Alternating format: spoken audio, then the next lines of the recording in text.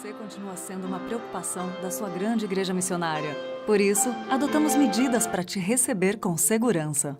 Em todos os espaços da igreja, o uso de máscara e a higienização das mãos são obrigatórios.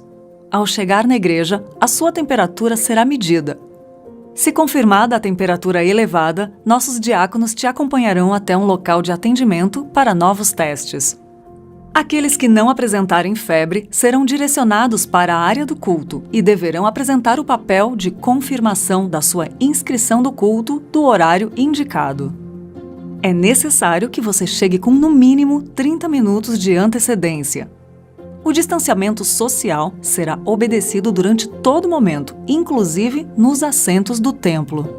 Um QR Code nas poltronas facilitará o depósito e transferência de dízimos e ofertas. Se preferir, poderá fazê-lo também da maneira convencional. A Santa Ceia será servida individualmente, com cálices descartáveis e lacrados. Após os cultos, todos os membros devem sair pelas portas laterais do templo. Todas as regras de higiene são rigorosamente seguidas e no intervalo entre os cultos, nossa equipe fará todo o procedimento de higienização do ambiente. Álcool em gel estão localizados em lugares estratégicos do nosso prédio. Reforçamos a necessidade do agendamento prévio de inscrição para os cultos. Sem a sua inscrição online, não será possível a entrada no prédio. Os cultos online continuarão acontecendo, para que possamos juntos cultuar ao nosso Deus. Presencialmente ou à distância, a Igreja Presbiteriana de Pinheiros cuida de você. Juntos, fazemos desta uma grande igreja missionária.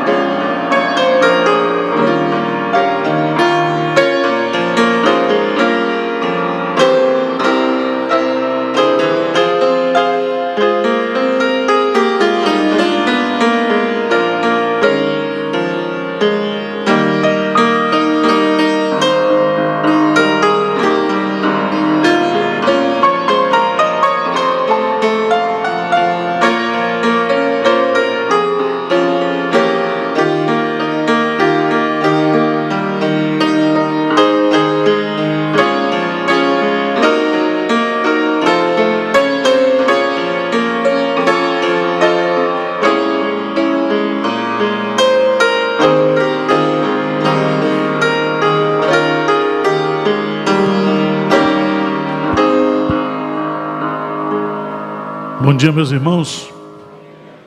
Sejam bem-vindos à casa de Deus para mais um domingo. Esse domingo nós teremos ainda a participação presencial, mas nos próximos 2 domingos, 21 e 28, faremos aqui não presencial.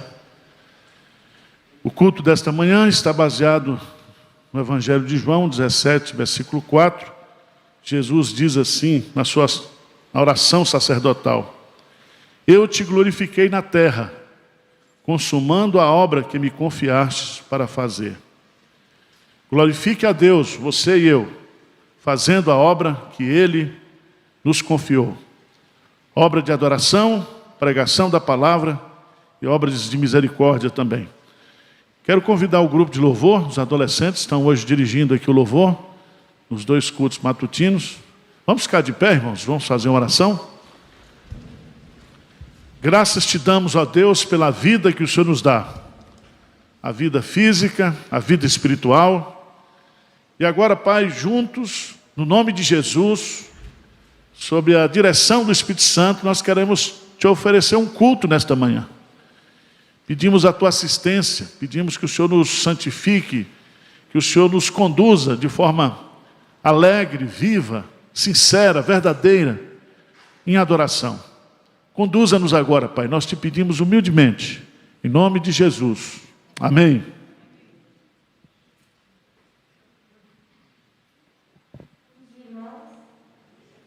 Sabemos que não estamos passando por momentos fáceis, mas graças ao nosso Deus temos a plena certeza e alegria de que um dia iremos encontrar Ele e ser feliz com Ele. Vamos louvar o nosso Deus com maranata, com alegria e gratidão.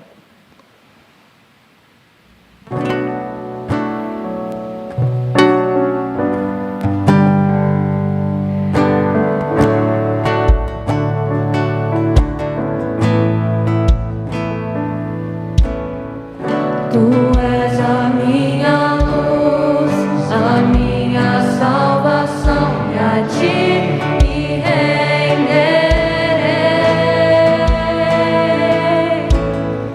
Se ao teu lado estou, seguro em tuas mãos, eu nada temerei.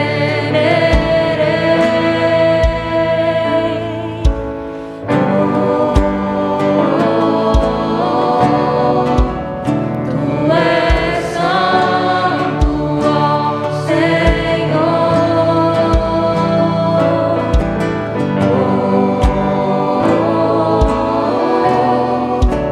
Tu és digno de louvor. Só em ti confiarei, eu nada temerei. Em frente eu irei, pois eu sei que vivo estás e um dia voltarás no céu pra nos buscar, pra sempre reinarás. Aleluia.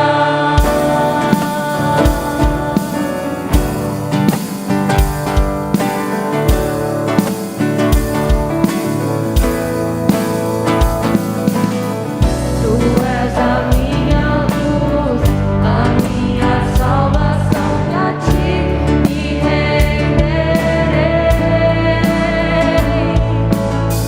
Se ao teu lado estou, seguro em tuas mãos, eu nada temerei.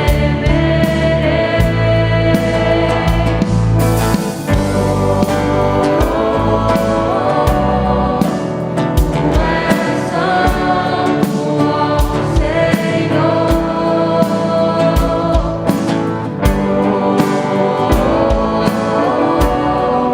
Tu és digno de louvor. Só em ti confiarei, eu nada temerei. Em frente eu irei, pois eu sei que vivo estás e um dia voltarás do céu pra nos buscar, pra sempre reinarás. Aleluia.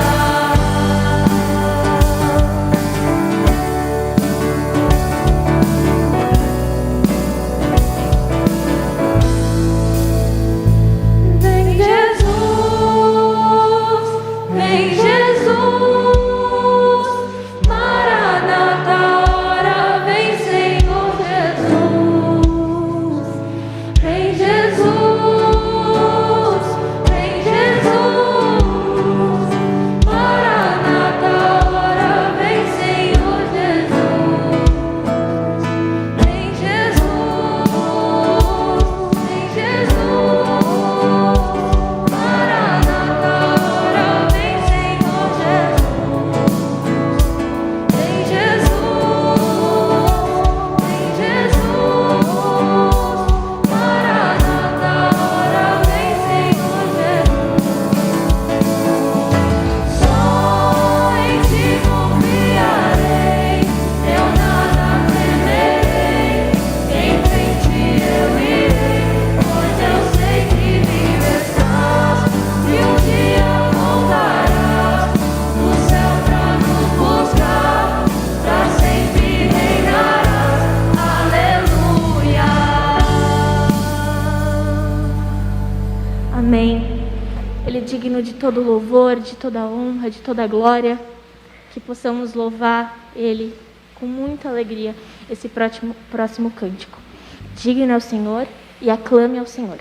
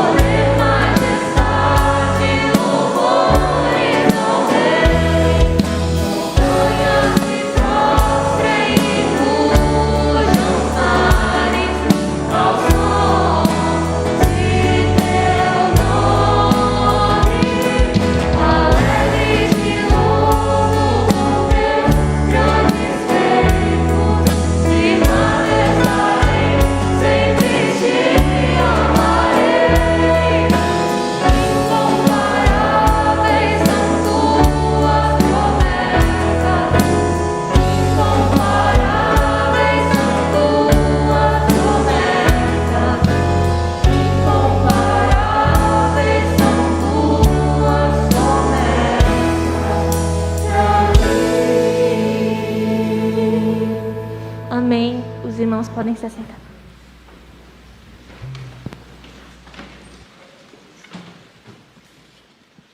Irmãos, vamos abrir a palavra de Deus para um momento de oração. Apocalipse capítulo 21. Quero falar um pouquinho sobre o choro, né? A Bíblia fala que há 3 lugares onde há choro, ou 2 lugares. O primeiro lugar onde há choro é aqui na terra. Jesus diz: no mundo tereis aflições. Do berço ao sepulcro, nós choramos. A vida é um vale de choro, de lágrimas.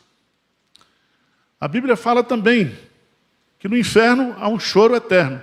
Há choro e ranger de dentes. E os que estão indo para lá estão chorando e vão chorar eternamente. Mas aqui em Apocalipse capítulo 21, veja aí por favor, versos 3 e 4. Então ouvi grande voz vinda do trono dizendo: eis o tabernáculo de Deus com os homens. Deus habitará com eles, eles serão povos de Deus, e Deus mesmo estará com eles. E lhes enxugará dos olhos toda lágrima, e a morte já não existirá. Já não haverá luto, nem pranto, nem dor, porque as primeiras coisas passaram. Vamos orar, irmãos, pelos nossos irmãos queridos que estão perdendo os seus entes queridos, pelos enlutados. Eles estão chorando aqui, e se pelo ensino da palavra de Deus, essas pessoas que partiram com Cristo não estão mais chorando, né? Já estão desfrutando do consolo eterno. Vamos orar pelo nosso país, pela situação política, econômica. Vamos orar pela igreja, o papel da igreja nesse momento. Vamos orar pela campanha de cestas básicas. Nós conseguimos chegar já a 38.500 cestas, faltam 1.500 cestas para a gente fechar o alvo. E muita gente tem vindo aqui buscar a cesta básica. Então vamos orar para que a gente possa continuar essa campanha aí de generosidade. Quem puder ajoelhar, quem quiser, vamos derramar o nosso coração na presença de Deus. E depois o grupo de hinos vai cantar louvor ao Deus grandioso. Grandioso és tu. Tá bom? Vamos lá.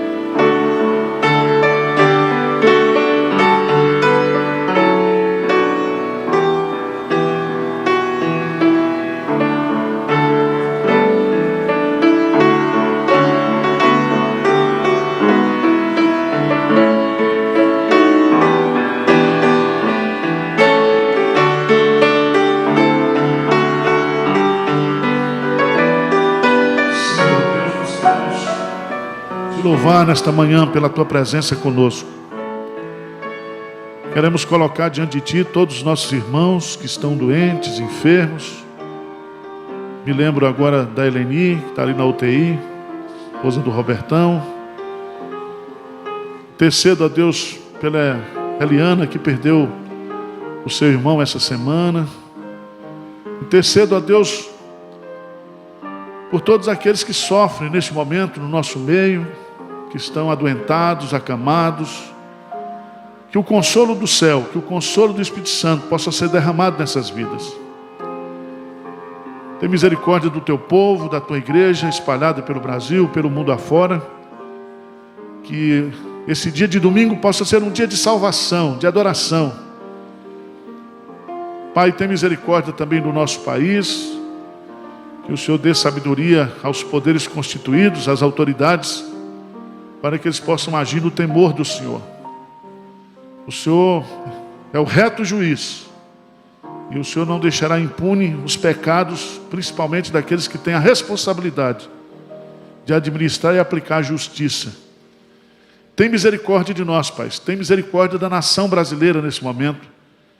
Que Tu coloques a Tua mão de graça e de poder para que nós possamos não sofrer, principalmente, ó Deus, a população carente, os mais pobres, aqueles que estão perdendo o emprego, aqueles que estão expostos, ó Deus. Tem misericórdia.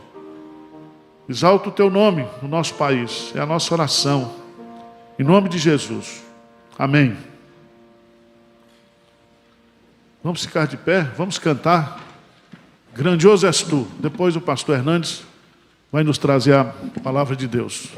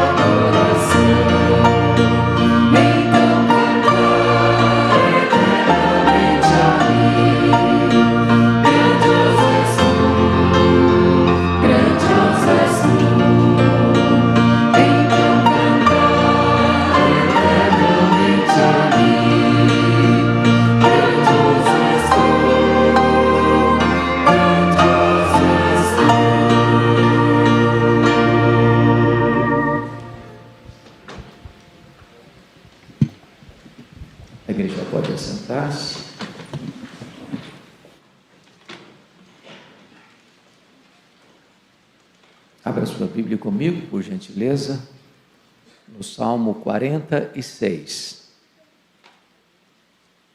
Salmo 46.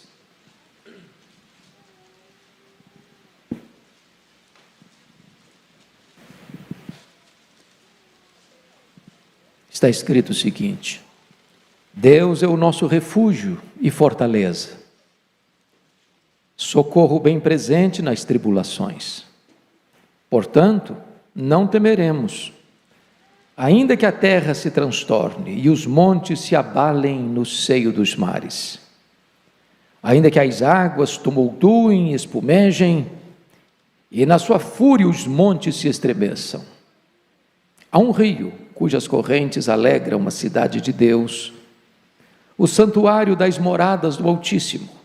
Deus está no meio dela, jamais será abalada. Deus a ajudará desde a antemanhã. Bramam nações, reinos se abalam. Ele faz ouvir a sua voz e a terra se dissolve. O Senhor dos exércitos está conosco, o Deus de Jacó é o nosso refúgio. Vinde, contemplai as obras do Senhor, que assolações efetuou na terra. Ele põe termo à guerra até os confins do mundo, quebra o arco e despedaça a lança, queima os carros no fogo. Aquietai-vos e sabei que eu sou Deus, sou exaltado entre as nações, sou exaltado na terra. O Senhor dos exércitos está conosco, o Deus de Jacó é o nosso refúgio. Amém.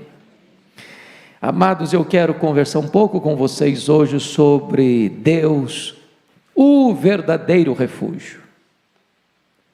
Como o meu coração, como o seu coração, precisa desta mensagem.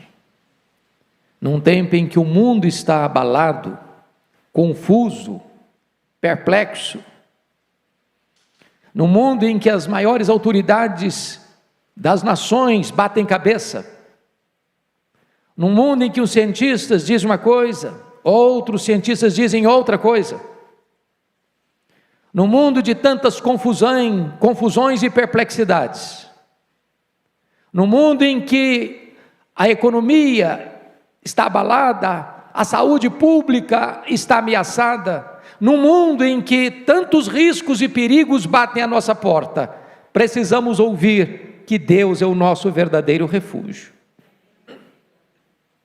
Esse texto nos apresenta 3 verdades bem claras. Confiram comigo, nos versos 1 a 3, ele está falando da proteção de Deus. Depois, nos versos 4 a 7, ele está falando da presença de Deus. Mas nos versos 8 a 11, ele está falando do poder de Deus. É sobre essas 3 verdades que eu gostaria de trabalhar com vocês hoje. Primeiro, a proteção de Deus. Segundo, a presença de Deus. Terceiro, o poder de Deus. O contexto, amados irmãos, é o seguinte: nos versos 1 a 3, você nota que a proteção de Deus está em face de uma natureza em desordem. Estamos assistindo acidentes naturais gravíssimos. O mar agitado, os montes se derretendo, a terra transtornada. No segundo ponto, quando tratamos da presença de Deus, o contexto é que Jerusalém, a cidade santa, está sitiada. A cidade santa está encurralada por inimigos, por nações poderosas, armados até os dentes, com o propósito de invadir a cidade, de atacar a cidade, de destruir a cidade. E Deus se apresenta no meio da sua cidade, no meio do seu povo, para defendê-lo. Mas o contexto dos últimos 3 versos, aliás, dos versos 8 a 11, é onde trata do poder de Deus. O salmista está nos convidando a ir para um campo de batalha após a guerra e ver os corpos estendidos, mortos, ver os instrumentos da guerra destruídos, as armas poderosas virando sucata. E o salmista mostrando que quem domina as nações é Deus. Quem põe termo, fim à guerra é Deus. Quem está com as rédeas da história nas suas mãos é Deus. E não importa se a natureza está em convulsão, não importa se a igreja está sitiada, não importa se as nações se convocam para a guerra, Deus pode desarticular tudo isso e revelar o seu poder e a sua glória no meio do seu povo. Então, amados irmãos, eu queria convidar você para olhar comigo essas três verdades. Primeiramente, vamos ver a proteção de Deus, versos 1 a 3. Primeira coisa que o salmista descreve são as qualificações de Deus para ser o nosso protetor. E ele diz no verso 1: Deus é o nosso refúgio e fortaleza, socorro bem presente nas tribulações. Há três coisas aqui. Primeiro, Deus é o nosso refúgio. Onde está o seu refúgio? Na medicina? Na ciência? No poder político? No poder econômico? Esses refúgios são frágeis demais, são vulneráveis demais, são pequenos demais. A morte chega no palácio e na choupana. O vírus, que tem ceifado mais de 2 milhões de pessoas, chega aos cientistas e aos analfabetos. Os ricos não podem blindar a si mesmos. Os escudos humanos são frágeis demais para proteger-nos. Por isso o salmista diz: o Senhor é o nosso refúgio. Mas ele diz mais: o Senhor é a nossa fortaleza. É a ideia de que nenhum refúgio da terra, por mais alto, por mais inexpugnável que pareça ser, pode de fato proteger-nos plenamente. Mas Deus é a nossa fortaleza. Se você correr para essa fortaleza, você está verdadeiramente seguro. Terceiro, ele diz: o Senhor é o nosso socorro bem presente nas tribulações. A ideia de tribulação aqui é de um aperto, de um beco sem saída, quando nos sentimos entrincheirados pelo inimigo. E Deus é o nosso refúgio, a nossa fortaleza e o nosso socorro bem presente. Bem presente. Quando você acha que não tem mais saída, quando você acha que não tem mais uma janela de escape, quando você se sente encurralado, emparedado, quando você se sente num beco sem saída, Deus é o seu socorro bem presente nessa hora. Segundo lugar, o povo protegido por Deus não precisa ter medo, apesar da fúria da natureza. Irmãos, o verso 2 e 3 descreve para nós uma cena alarmante, diria para você uma cena de terror. Ele descreve a terra transtornada, ele descreve os montes se abalando, se derretendo no seio dos mares, ele descreve as águas tumultuadas e jogando para longe as suas espumas de fúria. Ele vê os montes furiosos se estremecendo. Essa é uma cena de pânico, de terremotos, de tsunamis, daquilo que você considera a coisa mais sólida deste mundo, a terra e os montes completamente abalados e estremecidos. É um caos. E eu pergunto a vocês: o que o homem, com toda a sua ciência, com todo o seu poder econômico, com todo o seu poder bélico, pode fazer diante da fúria da natureza? Quem pode cercar o vento com toda a sua força? Quem pode barrar as ondas gigantescas do mar, que viram verdadeiros tsunamis, que invadem cidades, que invadem vilas, que engolem tudo, que arrastam tudo? Esta é a cena que ele levanta.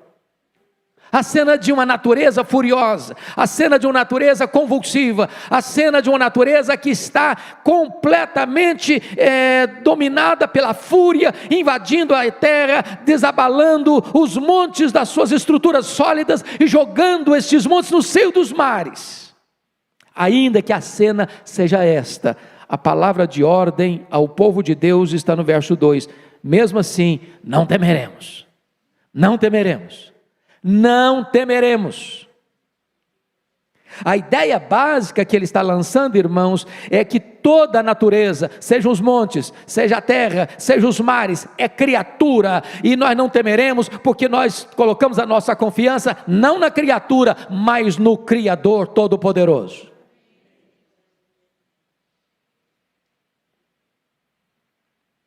Notem vocês que agora ele vai falar de outro assunto. É a presença de Deus, os versos 4 a 7. E agora ele sai desta cena de uma natureza em convulsão, dos acidentes que nós chamaríamos acidentes naturais, os terremotos, os maremotos, os tsunamis, para passar para uma outra cena, a cena da cidade de Jerusalém.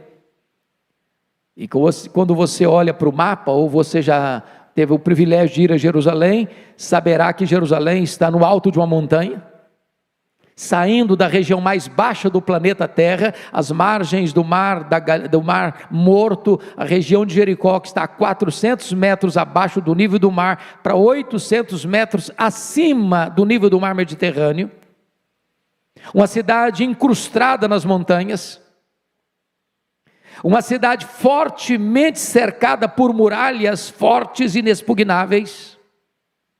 Mas esta cidade está encurralada, esta cidade está sitiada, esta cidade está entrincheirada pelos inimigos poderosos. A descrição, pelo menos, de duas cenas, no reinado de Josafá, como as nações confederadas cercaram uma cidade e mandaram um aviso. E não dava tempo para armar uma estratégia de defesa. E Josafá teve muito medo, pôs-se a buscar o Senhor, conclamou um jejum em toda a nação. E Deus disse: esta batalha, esta guerra não é de vocês, é minha. Vocês não terão que lutar. Vede o livramento do Senhor. E então o povo de Deus é conclamado a adorar a Deus, a louvar a Deus, e quando eles começaram a cantar louvores a Deus em altas vozes, Deus pôs emboscada contra os inimigos, e eles foram desbaratados.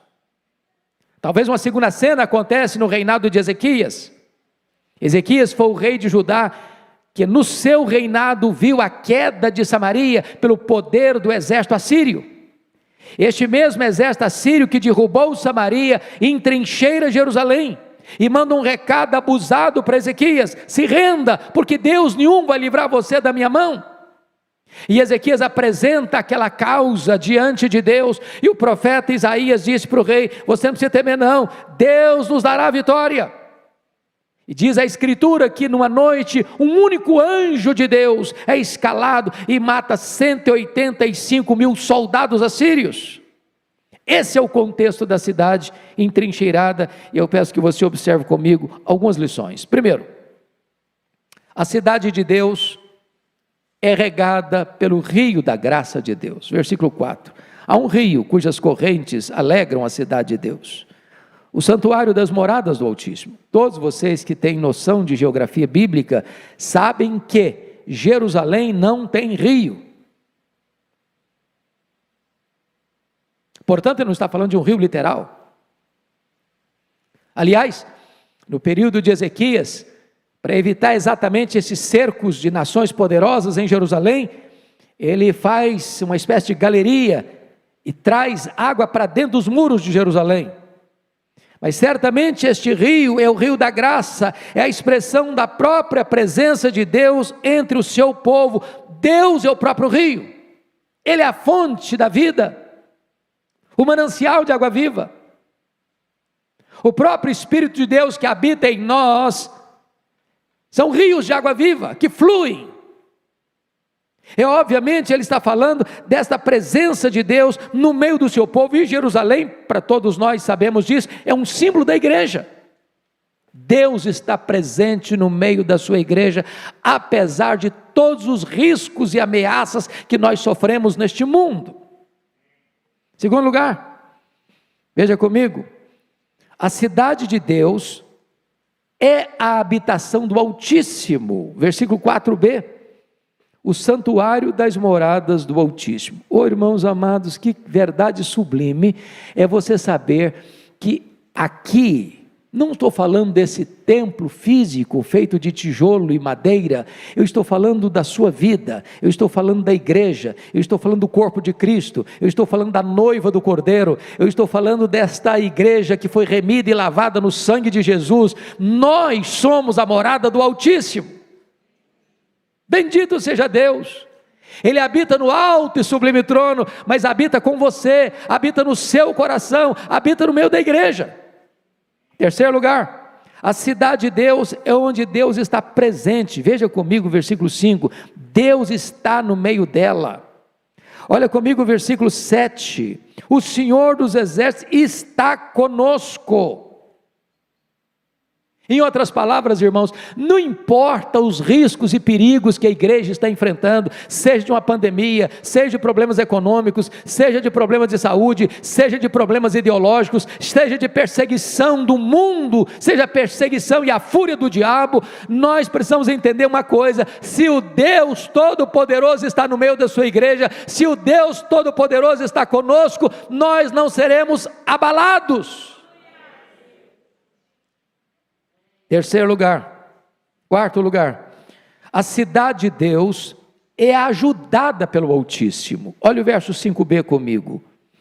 Deus a ajudará desde antemanhã. Pode faltar-nos a ajuda dos homens, pode faltar-nos a ajuda dos governantes, pode faltar-nos a ajuda dos juízes, pode faltar-nos a ajuda do dinheiro, pode faltar-nos a ajuda da ciência, pode faltar-nos a ajuda da terra, mas não nos faltará a ajuda de Deus, não nos faltará a ajuda do céu.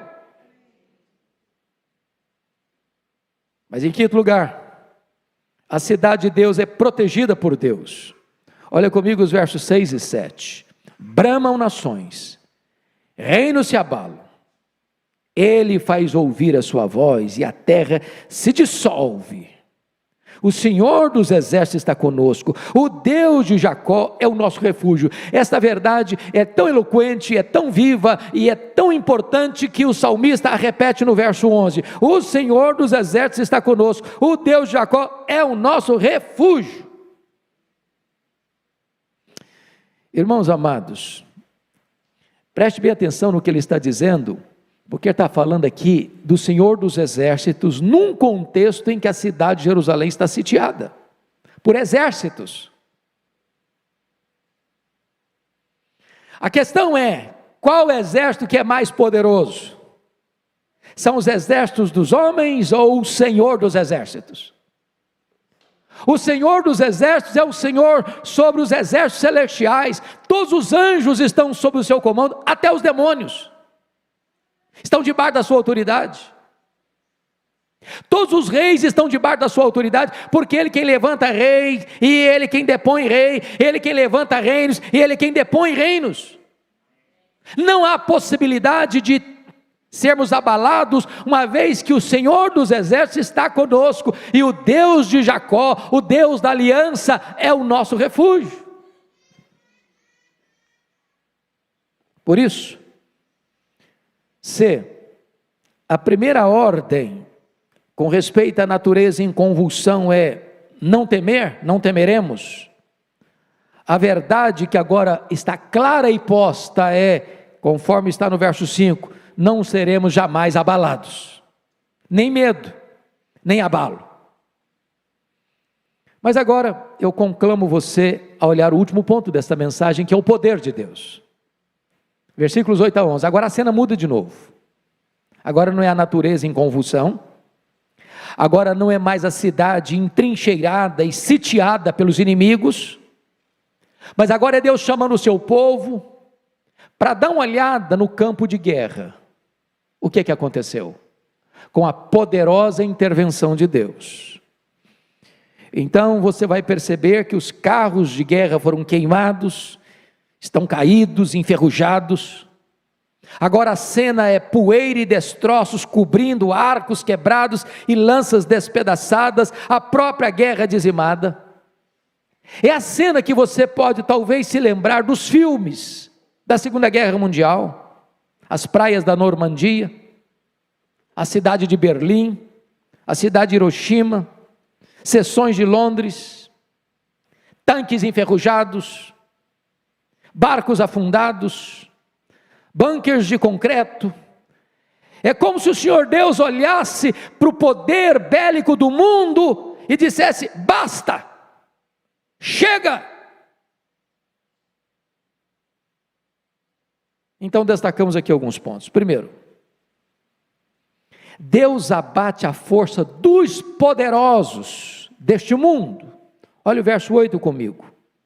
Vinde, contemplai as obras do Senhor, que assolações efetuou na terra. As assolações aqui estão ligadas às nações que entrincheiram o povo de Deus, para atacar o povo de Deus, para destruir o povo de Deus, e Deus se levanta como o Senhor dos exércitos, como o nosso refúgio, o Deus de Jacó, para nos defender e impor uma derrota fragorosa e acachapante aos inimigos da igreja. Bendito seja Deus. Segundo lugar, Deus põe um ponto final na guerra, destruindo suas armas de destruição. Olha o verso 9 comigo. Ele põe termo à guerra, ou seja, ele põe fim à guerra, até os confins do mundo, ou seja, Deus é o Deus de todas as nações, Deus é o Deus de toda a terra. Não há uma nação, não há uma cidade, não há uma vila, não há um povoado, não há uma etnia, não há qualquer povo na terra onde Deus não esteja com o seu domínio pleno sobre este povo. Ele é quem levanta reinos, Ele é quem abate reinos, Ele é quem coloca príncipes no trono e de lá os derruba, Ele é quem determina quando uma guerra vai começar e quando uma guerra vai terminar.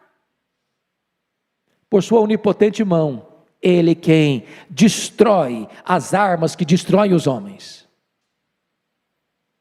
Ele quebra o arco, Ele despedaça a lança, Ele queima os carros no fogo. É claro que o salmista está falando das armas do seu tempo.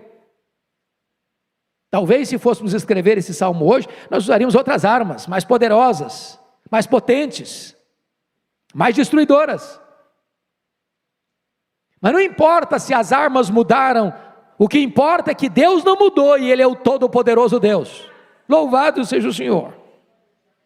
Terceiro lugar, Deus exorta os homens a não se insurgirem contra Ele. Olha comigo o verso 10. Aquietai-vos e sabei que eu sou Deus. Sou exaltado entre as nações, sou exaltado na terra. Irmãos amados, muitas vezes você e eu lançamos mão desse versículo para trazer uma palavra de consolo aos abatidos. Mas o contexto básico não é este. Não é este.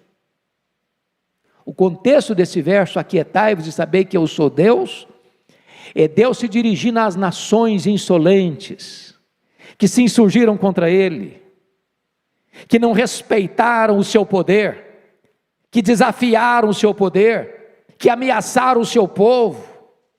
E Deus está dizendo para essas nações: baixem a bola, baixem a bola. Saibam de uma coisa, eu sou Deus. Ninguém pode desafiar o Deus Todo-Poderoso e prevalecer. Nós estamos vivendo uma onda, irmãos, de ateísmo. Nós estamos vivendo uma onda de cristofobia. Nós estamos vivendo uma onda onde ser crente parece que hoje é algo perigoso às nações. Nós estamos vivendo um tempo em que ser cristão parece que é ser uma ameaça à sociedade. E Deus está dizendo: não mexam com o meu povo, não ataquem o meu povo, porque eu sou Deus. Eu sou Deus. Aquietai-vos e entendam isso. Eu sou todo-poderoso Deus, e as nações serão julgadas, e as nações terão que comparecer perante o juízo de Deus, e os poderosos deste mundo terão que enfrentar o tribunal de Deus. E Deus está alertando a todos: aquietai-vos e sabei que eu sou Deus. Sou exaltado entre as nações, sou exaltado na terra. Então, amados, em último lugar, Deus exorta o seu povo a descansar em sua presença e a confiar em seu poder. Versículo 11: o Senhor dos exércitos, o todo-poderoso Deus, o Deus que domina os anjos, o Deus que domina os demônios, o Deus que domina as nações, o Deus que domina os poderosos da terra, o Senhor dos exércitos está conosco, e o Deus de Jacó é o nosso refúgio. Este foi o salmo que inspirou Martinho Lutero a escrever a Marselhesa da Reforma, o hino Castelo Forte é o nosso Deus. Talvez, em virtude da sua experiência, vocês bem sabem disso, que na Dieta de Worms, em 1521, o Papa Leão X emitiu uma carta anunciando a excomunhão de Lutero, o que levou o imperador do Sacro Império Romano, Carlos V, a emitir ordens de prisão para Lutero. E Carlos V chegou a declarar: queremos que Lutero seja apreendido e punido como um herege infame, como ele merece, estabelecendo um generoso preço pela sua cabeça. Entretanto, quando Lutero sai da Dieta de Worms, ele é capturado, não pelos inimigos, mas por um aliado, por ordens de Frederico III, o único homem poderoso, o suficiente para se opor a Carlos V. E ele é levado então para o castelo de Wartburg, uma fortaleza murada, estabelecida no topo de um precipício de 1.200 pés.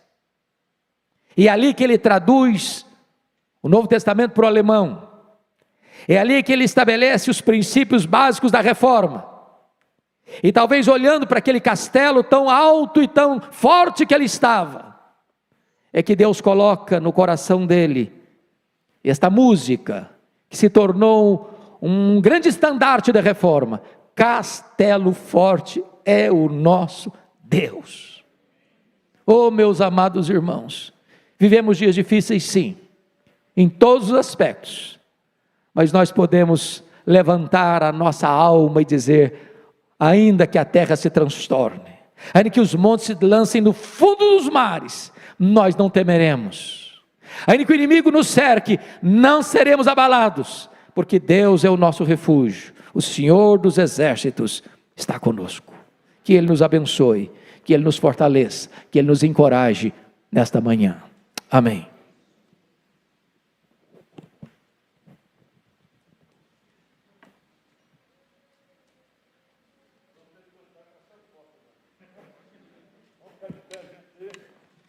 Desafinado, nós vamos cantar. 155, plenário, nós estivemos cantando, consagrando a Deus sobre os dízimos, 155, Castelo Forte.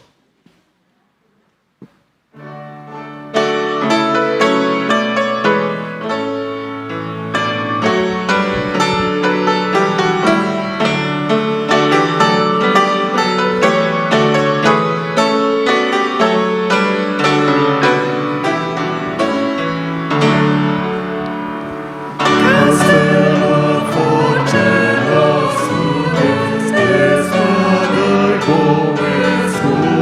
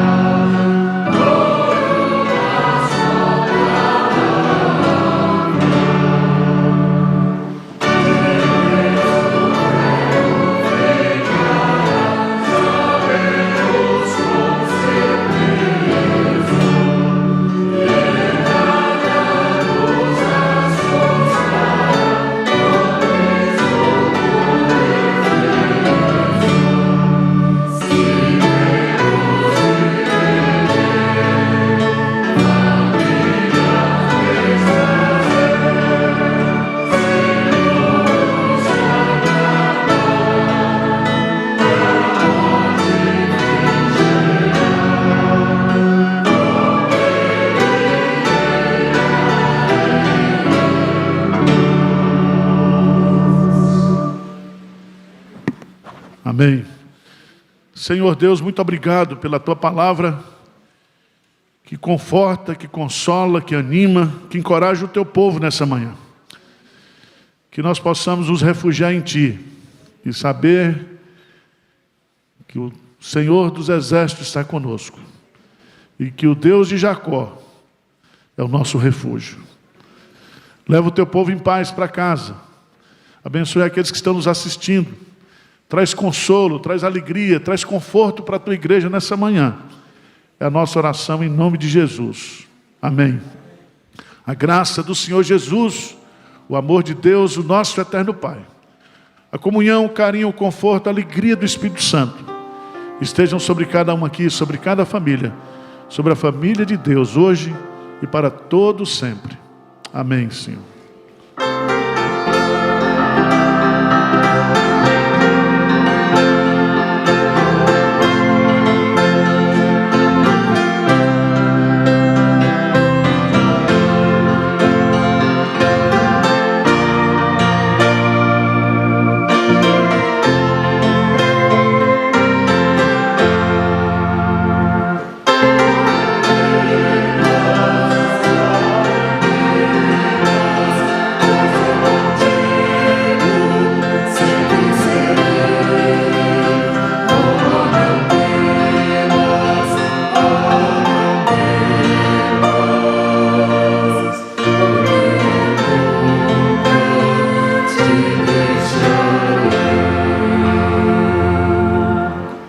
Amém. Pode sentar. Eu quero agradecer a você que veio, a você que está nos assistindo. Se a sua igreja aí está fechada, fica com a gente, que é o melhor canal, viu? Tá? Então, é o desafio aí. E, meus irmãos, a partir de amanhã, segunda-feira, nós vamos ter uma mudança aí, né, estabelecida pelo governo, sem problema nenhum. Nós vamos, como temos sempre feito, respeitado. Hoje está fazendo um ano que nós começamos a quarentena aqui. E nós não deixamos fazer culto nenhum domingo. E nós vamos fazer amanhã Conexão com Deus, online, sem presença de gente aqui. E domingo que vem, nós vamos estar aqui, certo? Eu, pastor Hernandes, os outros pastores pregando, dando aula de escola dominical. Como é que é? Pelo Zoom, online, nós vamos... Tá bom? E ninguém morreu de Covid até hoje aqui em Pinheiros. Pegou. Eu peguei, acho que umas 3 vezes, mas não morri, não. Tem uns irmãos nossos que pegaram, graças a Deus se recuperaram, estamos aí. Deus é que cuida da gente, Ele é o nosso refúgio. Pode botar máscara, vacina. Ontem eu recebi um recado da Érica lá. Ela está em Florença. Disse, pastor, apareceu aqui agora uma cepa da Índia. E teve um enfermeiro aqui em Florença que já tinha tomado a Pfizer 2 vezes e pegou. Eu falei, aqui está em andamento da Bahia, a cepa da Bahia, mas vem devagar. Tem da Amazônia, né? Irmão, está todo mundo perdido. Porque esse negócio, ninguém sabe direito esse bicho aí. Nós temos que tomar as providências, respeitar aí as orientações de sanitariedade. A igreja fez um protocolo, está cumprindo até hoje aqui, certo? Os nossos funcionários trabalhando aqui, graças a Deus, Deus tem protegido a gente. Mas a igreja não pode parar. Não pode, irmão, vocês não sabem quanto de gente se converteu, gente que voltou, gente que ia se suicidar, que não deixou de se suicidar, casal que ia se separar, que não se separou, porque a igreja estava aberta, atendendo. O ano passado foi mais de 1000 aconselhamentos do centro de aconselhamento. Então, nós não podemos parar. Tá certo? E pode falar mal da gente, não tem problema, mas a gente tem que prestar conta ao reto juiz, né? Nós vamos prestar conta para ele do que a gente está fazendo aqui. E respeitamos as pessoas que não querem vir. Fique em casa mesmo. Você não quer vir, meu irmão? Você é a igreja de Jesus. Fica aí onde você estiver. Tá certo? Não tem problema não. Não estou criticando ninguém que não queira vir. Tá certo? Mas aqueles que querem vir, nos ajude, né, pastor? Porque nós temos que ter tocador aqui, porque se eu e o pastor Hernando tocar, o povo chora. E pega a Covid. Então tem que ter uns tocadores aqui para nos ajudar, tá? Na livraria, Hebron, editora, que foi lançada a semana passada, está tendo uma promoção. Então, essa Bíblia do pastor Hernandes, né? Que já vendeu acho que umas 20 mil, né, pastor? 20 mil já foi embora, né? Mais de 20 mil. Aí, para ajudar a melhorar isso aqui, aí você compra esse livro sobre generosidade. Então, tudo aqui, acho que está por R$159, para você pagar em 3 vezes no cartão. Promoção. E o pastor Hernandes vai dar o autógrafo ainda, porque depois que ele morrer, essa Bíblia vai virar uns R$10 mil. Tá certo? Mas vai demorar, não é agora não. Tá bom? Pastor Hernandes vai dar aula agora às 9h10 aqui, 9h40, todas as salas em Zoom, tem presencial também. E vamos lá, vamos estudar a palavra de Deus, tá bom? 11 horas aqui, o nosso culto.